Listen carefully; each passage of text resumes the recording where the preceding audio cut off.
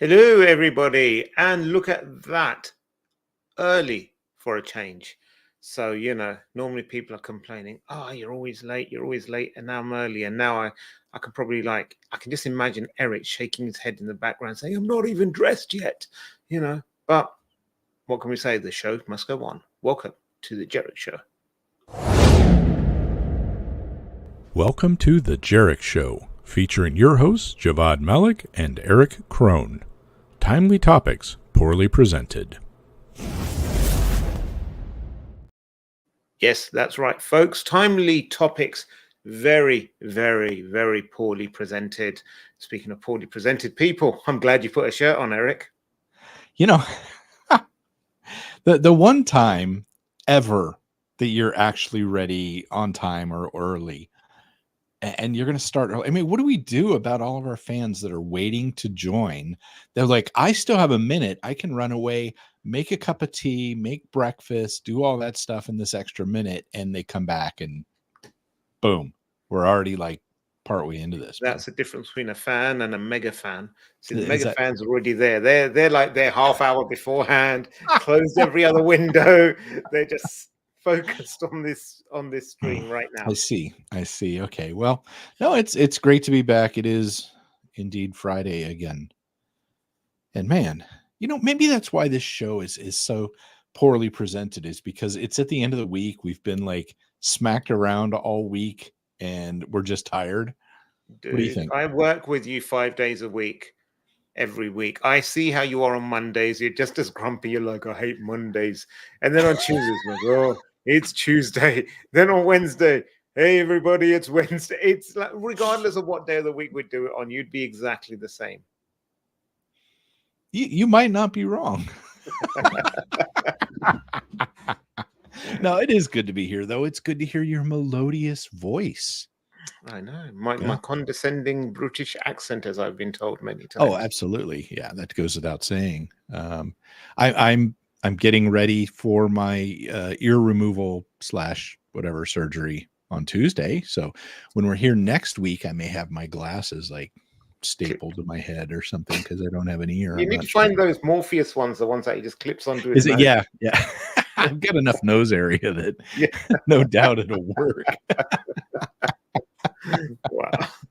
Maybe I'll upgrade to some less old man glasses, like you like to say. I know you don't like these so much, but yeah, no, they're terrible. Oh, I hate you so much. No. What? No. A bad friend would say, oh, they look great on you, even though they don't. I'm a good friend. I'm the best friend you could ever have, because I tell it to you how it is. I make you aware. My wife likes them. Where your many the happy house or happy spouse, happy house thing comes into play, something like that. Oh my God. Hello, the 1950s called.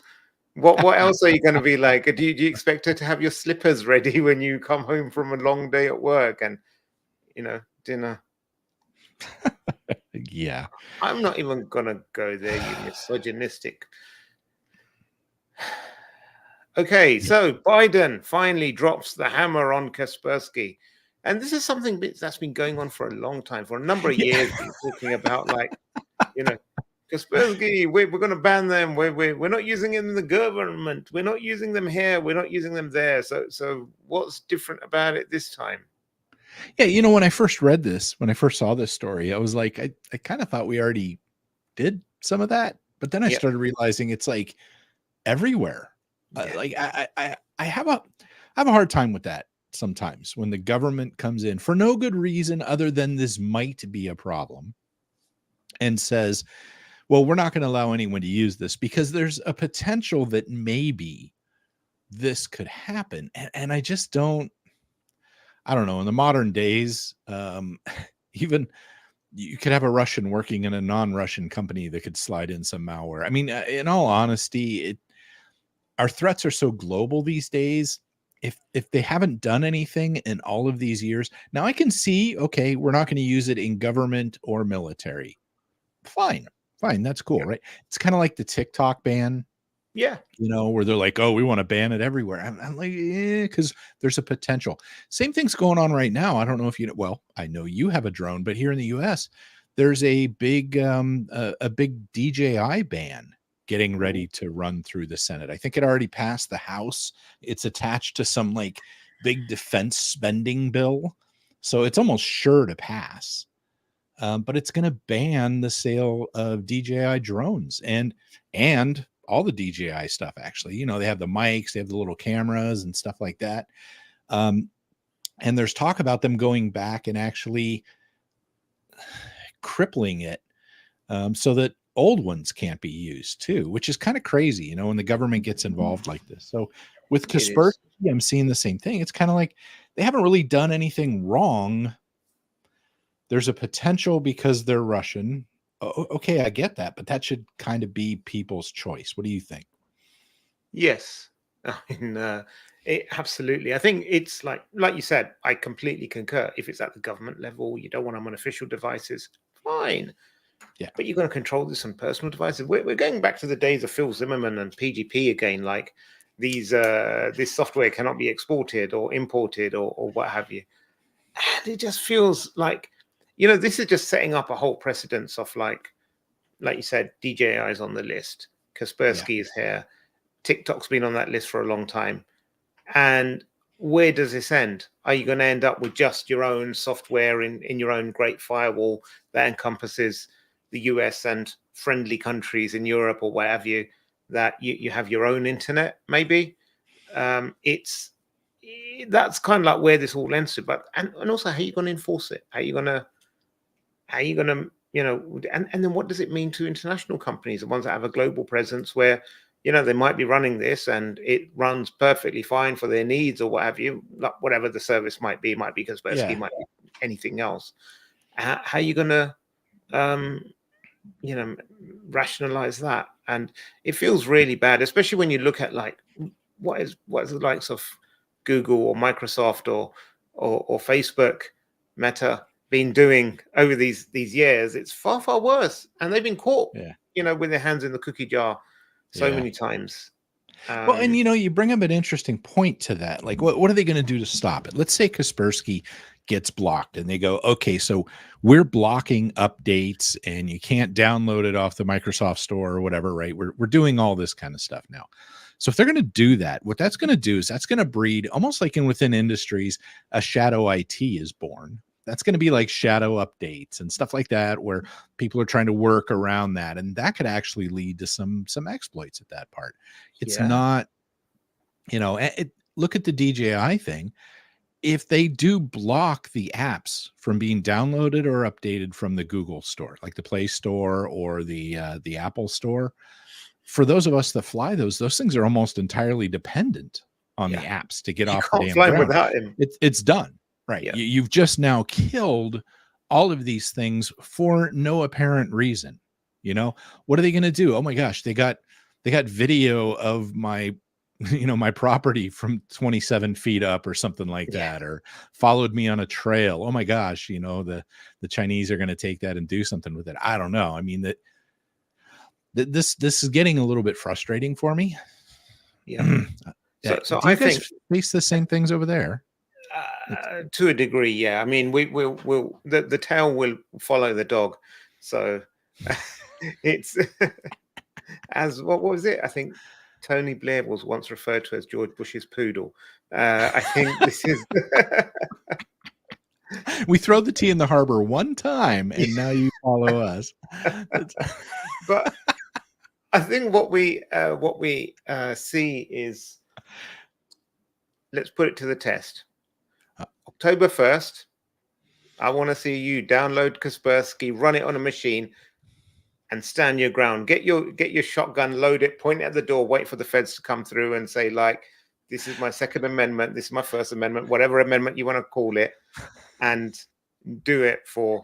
Wait for the tanks to roll through the front door like Waco or something? Yeah, something like that. Go on, do it. I know you can. Yeah, that's a tough one. Yeah. Wimp, all talk, no action. Anyway, there's a new threat actor, Void Arachne, targets Chinese users with malicious VPN installers. So how the turns have tabled. Yeah, I was going to say, in all the like 3 or 4 years we've been doing this show now, have we ever done a story about Chinese users being targeted by malware? No, I don't think we think so. have. I think this is the first time I've actually seen something like this. Yeah. Yeah. So this is interesting. So it's called Void. Arachne employs malicious Windows installer for VPNs to deliver a CNC net framework called WinOS 4.0. It uses your classical, search engine optimization, social media messaging, whatever, social engineering, basically to distribute the malware. And it's yeah, so it's going in as part of a VPN. And you know what you mentioned just a moment ago, like the Chinese, the Great Firewall, right? And it's funny because we hear about that, and yet I see all the time people are like, oh yeah, just got a VPN over there in China, and all that's gone, right? But that's kind of a big deal over there. If they want to get around that, they need to have VPNs. And I'm sure it's not like here where you see them advertised on TV, like get a VPN, da da da da da. You know what I mean? So people are probably going to be more likely to go underground to be able to get these sorts of things to allow them to get past the protections from the government, if you will. Yep. So, we've seen this kind of thing happen a lot. Like there's loads of places where people have tried to install VPNs. Like I think we covered a story last year about, I think it was Iran or Iraq, where they had these VPNs and they were trying to bypass government censorship, but then the government themselves were poisoning some of these VPNs, so people were outing themselves. It's a dangerous game when you go against the government. But something that we will find out in the beginning of Q4 this year when Erich downloads and installs and runs Kaspersky on all of his devices. Yes, Kaspersky and DJI apps through a VPN. Yeah. And he'll broadcast it all on a TikTok live. Right. Don't mind the noise. That was my front door. Yeah.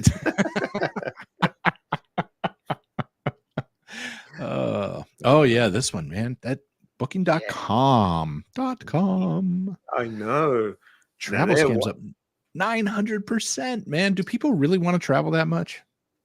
Well, I think that's what tipped them off. Like, there's all these people wanting to travel. This can't be right. See, somewhere their marketing team was first like, oh, our campaigns are working. Look at all this traffic we're getting. And then someone's like, no, that's not because of you. Yeah. Yes. Somebody met OKRs and they're all happy. It's like, wait a minute. Hold on a second. Yeah. So this is a lot of this is not targeting booking.com, the company, but their customers or people looking for deals. Yeah. So it's criminals posing as booking.com. They're using a lot of phishing emails. They're using AI to craft these emails, ChatGPT or whatever, to craft these emails. And they will send them like, booking links or something and saying, hey, you booked this hotel, but it's not quite ready yet. Or, there's been a problem with your card. Re-enter your details. There's been an additional cleaning fee. There's whatever it might be. So there's all these things that have been going on. I think there was a few months ago, I don't know if we covered this, but there was a story about, I think, how booking.com terminals were compromised at hotels, and some people were like sending messages. What that? Booking.com. Exactly. That's a good one. That's their Halloween special site, Randy. That's a joke. Or that's Randy. Actually, it's not Randy. It's a criminal actually trying to say, go to this website and make a booking. Click here. Yeah. No, that's, you know what? You're right. We talked about that not too long ago, where somebody was getting into there and then contacting customers through the actual portal for those hotels. Yep. I don't know about you, man. We both travel quite a bit. Yep. And there's nothing worse. And it's happened to me where I've gotten somewhere and for whatever reason, they can't pull up my reservation or something. Sometimes it's like someone else has booked it, a conference has booked it for you or something. And that's always like the most sinking feeling, like, crap, Yes. what am I going to do now? It's better now that we have cell phones and we can turn around in the lobby and book something, find something nearby to book, preferably. Yeah. It used to be, I used to travel a lot in one of my previous jobs. And this was before we had booking sites like that. Yes. And, you're standing there in some foreign country like Canada or Mexico, and they're like, we don't have a place for you. And I'm like, son of a biscuit. Like it's a stressful thing. It really is. So I can see where people would get a little fired up about that. Yep. Yep. And that's all you have to add is yep. That's your thought leadership. I was looking at Randy's comments. I wasn't actually paying attention to anything you said. Of course you weren't. Of course you weren't. It's just an AI avatar that I generated that just goes there. Yep. And then throws in a random insult every now and then. The funny thing about that article is the key takeaway I think they're trying to get out there is that AI is impacting things. And we've talked about that a little bit. Yeah, AI is impacting things. It's not the game changer end of the world as we know it, but the places where it's going to be extremely useful are in scaling and in translations. We've said that over and over again. It's not like us against the machine, but man, it is going to allow them to scale and translate the same attack to many more languages. And it's very good translations. It is. So in my last phone update, there's a built-in translation feature now, and there's a set of languages in there like German, French, Spanish, English, and what have you. And so when you're typing, you can actually choose to just like select a language. So you could say you're speaking to someone in German, you type in English, and they receive the German as the primary with the English, and then when they reply in German, it gets translated to English. But also in the phone, it allows you to do it in a phone call as well as a voice. And then you can set the option to be like, only play them, my translated voice, or only play or play both, or what have you. So you could pretty much have a live translated conversation with someone.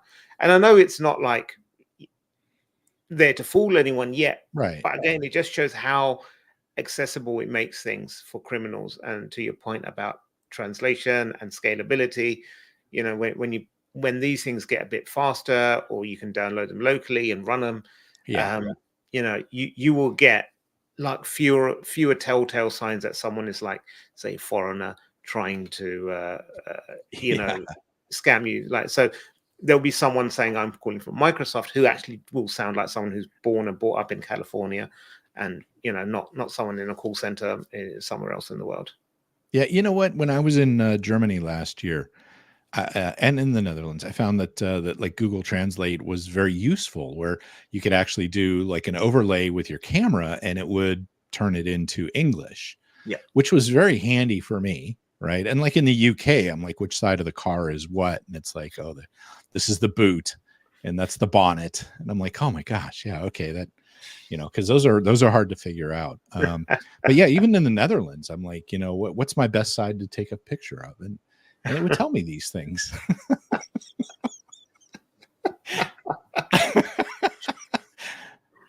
You're a bad man. Yeah, sorry, folks. That was a kind of an inside joke there, but yeah, oh yeah, no, it's definitely going to be changing the game here, which is good in some ways, right? It's going to be able to bring us a little bit closer to people that we don't know necessarily. I'm excited about the AI translation piece of things, and I'm wondering how long it's going to be before we can do a Zoom call like this, or something along those lines, and have it be doing live translations for the people on the other side. Yeah, I think that's it. I think it's a bit like when, again, dating myself, but when Google first came out, or the internet was first available on desktops, people were like, well, now people aren't going to go to libraries. They're not going to read entire books because they can just find the subtext of the answer right there and then. And there's this big pushback and pull, and, this is the future. No, it's wrong. And we're going through the same cycle again in AI terms. What I think happens at the moment, people are just exploring the boundaries. They're pushing and seeing what they can do. Personally, if I could get like little AI built into like Google Glass, like our Google Glasses. Whatever happened to Google Glass, man? Because that was kind of cool. It was creepy, but it was cool. Google just kills everything that they do, isn't it? Like most of the products of Google, I only find out about when they cancel them. It's like Google is now shelving this. What? When did they launch that? It's just amazing. Everything's a bait. But something like that, because you already get the glasses with the built-in sort of like earphones with the bone conduction. Right. Bose has those that are, yeah. And so it's not too far off a stretch to say, let's build the translation technology into that, so you can actually maybe start listening to people and like having that conversation. Maybe build a bit of AR into the screen, not a big bulky block, but just something so it might not be a full-on, like you can't play games on it, but you could read signs and it will translate it into the language of your choice. Hey, that would have been handy as hell, honestly, when I was in some of these other countries and languages I don't speak, where if you were to look at something and it was to translate the sign for you, that would have been really damn handy. Instead of having to hold your phone up like a damn tourist, you could be walking around like you belong there, right? I'm in Germany. My name is Erich. Do you not see that I am native? Yeah. I have no idea what the hell I'm saying. I could also imagine going to like Camden Town over here, and like you seeing all these people with tattoos and stuff, and it starts trying to translate what these tattoos mean or what they say. It's like you're looking at people's sleeves, and it's like Satan came here. It's got the mistranslated Chinese, like like I am a warrior, but it actually says I love fortune cookies or some crap like that, right? Yes, Randy, I love this idea. I think this would be such a great, because the worst thing at conferences is like you meet people and you can't remember who they are, and then it's really like everyone's looking down at your chest, and it's just very obvious that it's. But this way, you pull it up and it's like boom, it's Erich Krohn. Avoid, brilliant, man. Low on the priority list. Like, you know what? Honestly, I feel so bad about that because I am horrible with recognizing people unless I know the exact context and we've met a couple of times. I'm terrible at names. I'm better with faces, but it's always like hey, you. And it's like, I'm not trying to be that way. It's not that you're not a memorable person. My brain just doesn't do that well. It's just one of those things. So that would be incredibly handy for me, so that I would feel better about being able to see. Nice to see you have your 353 days at company. And then it's going to pop up an ad like, upgrade to LinkedIn Premium to find out more about this person. Oops. Yeah. You see, you were already ready to get rid of me. No. I was trying to get rid of the comment from the screen and upgrade to LinkedIn Premium. Just nod now. And you're like, No, it's a great. I think these kind of applications. So no, I mean, I'm not at that stage where I want a massive $5,000 worth of Apple Vision on my face. Yeah, but simple glasses with a couple of killer apps, I think, would just make life so much easier. Yeah, I would. So I don't love the whole idea behind like the Apple stuff and like the big VR goggles. And part of me is like, I just saw an ad the other day where a lady goes into like MVD, the motor vehicle department, and like throws them on and is watching a movie.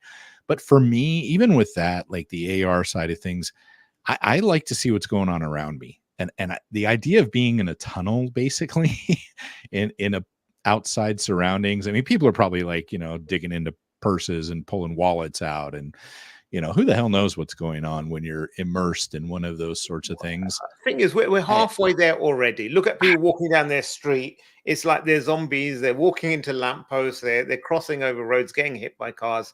I know. It's just the same anyway. I know. I'm just broken with not being able to see around me a lot. Like I just don't like that. I'm not ultra paranoid like some of these, ex-military folks that are like, I have to sit with my back against a wall. I have to see all of the exits.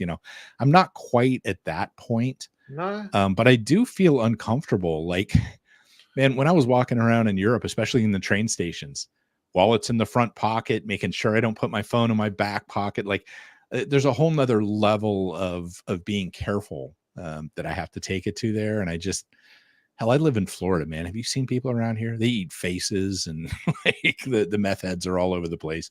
It pays to be on your guard. Oh, well. Speaking of being...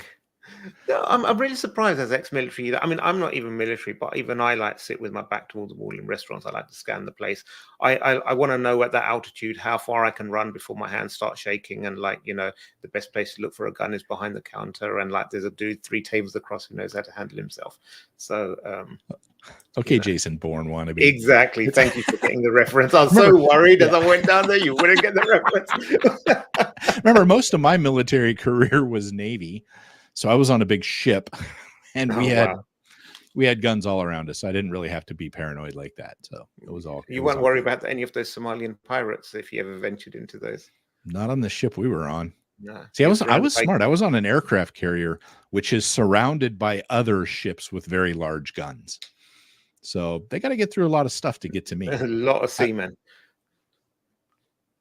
around you. That kept you safe. This is going to get us bumped off of YouTube or something. See, he had to do this because he just laughed at his childish jokes, folks. This is what I have to deal with 5 days a week. But thank you for being here. And on that terrible note, before we do get knocked off or get some sort of a YouTube takedown notice or something, I want to thank you for joining us here at the Jerick Show, and we will see you next week. Take care, everyone.